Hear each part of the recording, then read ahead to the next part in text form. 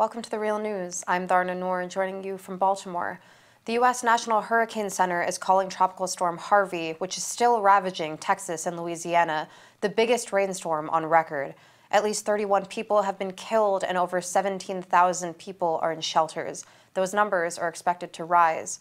With us to talk about Harvey and its devastating effects is Yvette Arellano. She's the Research and Policy Liaison at Texas Environmental Justice Advocacy Services. Thank you so much for coming on today. Thank you for having me on. So Yvette, you're joining us from Houston right now, and I was happy to hear you say that your family and your loved ones were relatively safe. Talk about what kinds of effects your community is seeing.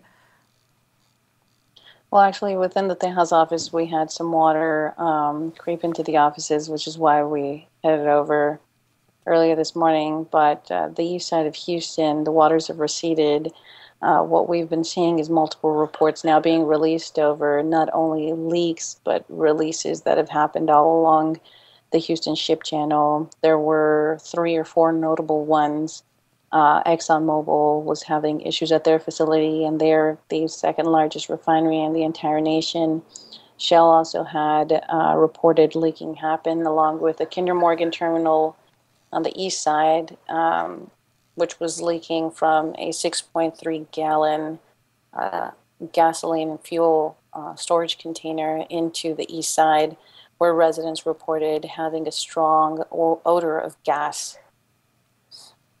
So although the waters have receded, the east side is still seeing effects. A number of the facilities and refineries and chemical plants shut down during the hurricane natural disaster, and now they're starting up, which is going to allow them to re-release chemicals and toxics into the air.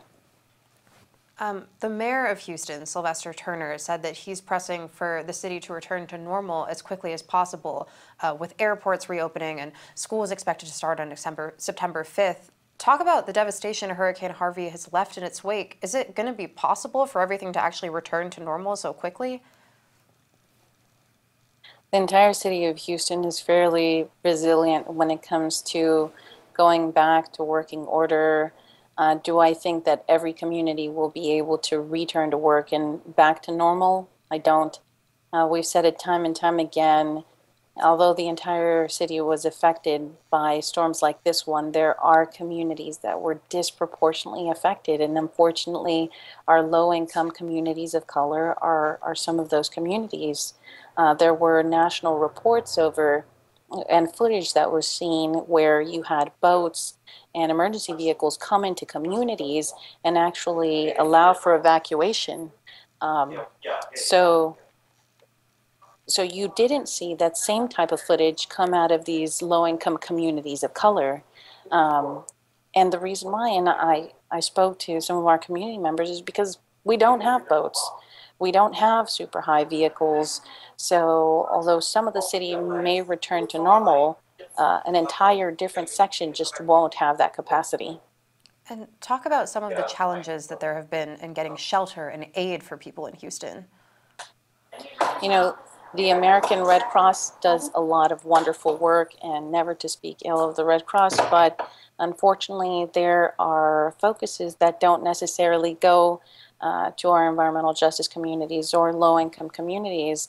They're told to go ahead and scurry over to shelters that are found in the center of the city or somewhere nearby. And another, big point is that some of these community members don't have a way to get there. Either their vehicles have been submerged, or there isn't, currently the city isn't offering transportation to and from these emergency shelters. And we know that Houston is a leader in the oil and gas industry, as you touched on, and that petrochemical sites are polluting the air. You talked about the extreme stench that residents said that they were experiencing. The people who live near these sites, again, are disproportionately low-income people, people of color. What threats does the proximity to these petrochemical sites pose to nearby communities? So a lot of the toxics that were released, not only during this disaster, but on a daily basis, many of them are cancer-causing chemicals. When those chemicals get into the water, they have an even larger span of exposure. And when everything dries up, that doesn't mean those chemicals or dispersants disappear. They basically become evaporated in the air. So Tejas, along with the Union of Concerned Scientists, which is a network of over 17,000 scientists and academics alike, released a report called Double Jeopardy. And within the report, discussed 7 of the highest and most dangerous chemicals that are released on a daily basis. Now, this is on a daily basis, and they included chemicals like 1,3-benzene, ethylbenzene, styrene, cellulene, and many of them have effects when it comes to reproductive issues, either smaller ovaries that are then go through natural development, respiratory issues, cancer-causing agents. And so there's an entire slew, and some of them actually come out and look like flu and cold symptoms or sinuses and allergies, when in fact, they are symptoms of chemical exposures. So these are, again, these are some of the this is a very limited amount of chemicals that we're talking about, 7 out of 200 that are monitored by the EPA. And we know that thousands of chemicals go into the production of not only oil and gas, but petrochemical products that produce anything from synthetic rubbers to plastics. Houston is home of the largest petrochemical complex in the entire nation. And what can be done to prevent the scale of devastation from further disasters like Harvey? We know that the mainstream media, the corporate media, is largely ignoring how climate change is fueling storms like this one. Right. Well, our governor, the governor of Texas, is a climate denier. A lot of our state and senators are climate deniers. This is devastating to our communities because, unlike other states that do accept climate change as a very real issue, and they are going through mitigation tactics and they are showing resiliency efforts, Houston is not doing the same or even an adequate job of responding to this.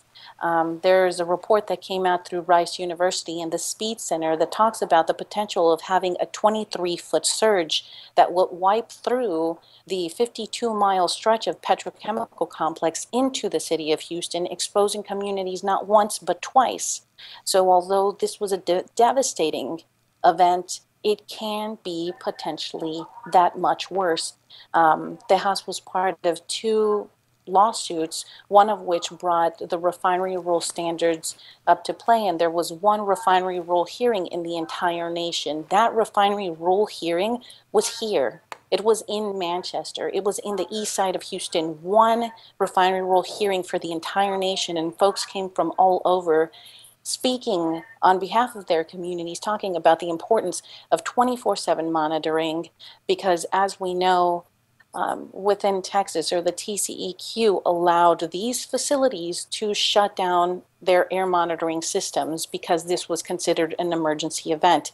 We need monitoring during emergencies, during maintenance and startup and shutdown, which is the exact same loophole that the industries fought against. And there was a 90-day stay after the refinery rule hearing was done. And now the 90-day stay has turned into a stay until next year. Now, these are the things that don't allow us to push forward with not only knowing what our communities are being exposed to, but how to adequately approach any sort of services to mitigate them.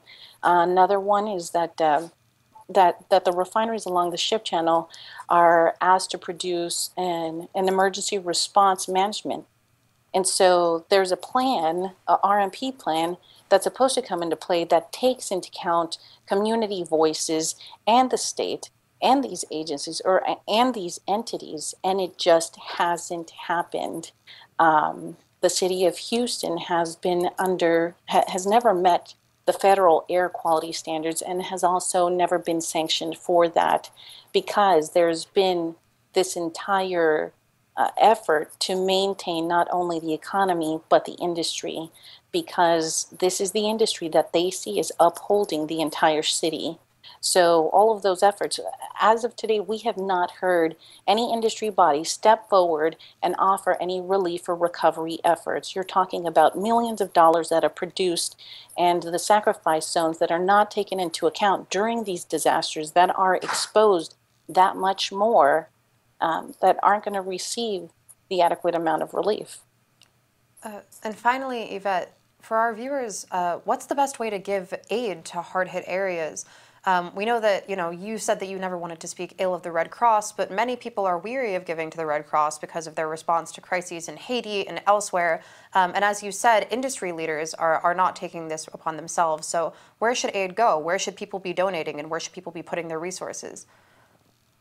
There are recovery efforts with community organizations like Tejas. If you visit tejasbarrios.org, there's a link to donate there. We also encourage people to donate to other environmental justice communities, faith-based groups that they actually know and have the knowledge of those groups doing just recovery work, and to really take into account who they're donating to, making sure that these groups are, one, legitimate, that they have their 501c3 status, or that they are faith-based and giving back to their communities.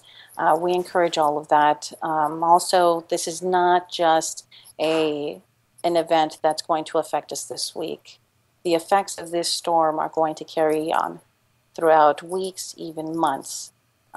So please make sure to keep that into account. If you're giving today, please make sure that you check in with the recovery efforts a month from now, because resources come and go, and we see that happening all the time. Like, the Red Cross will drop in and they'll service and they'll show support to communities for a limited amount of time, and then they pick up and leave, along with a lot of other large green organizations that do the same thing, to be frank with you. So take all of that into account and continue supporting.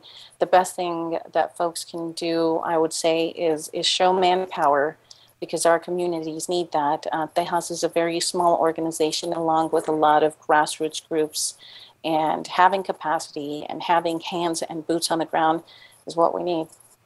All right, Yvette, thank you so much for coming on, and hope that you and your family and loved ones stay safe. Thank you so much for having me on. And thank you for joining us on the Real News Network.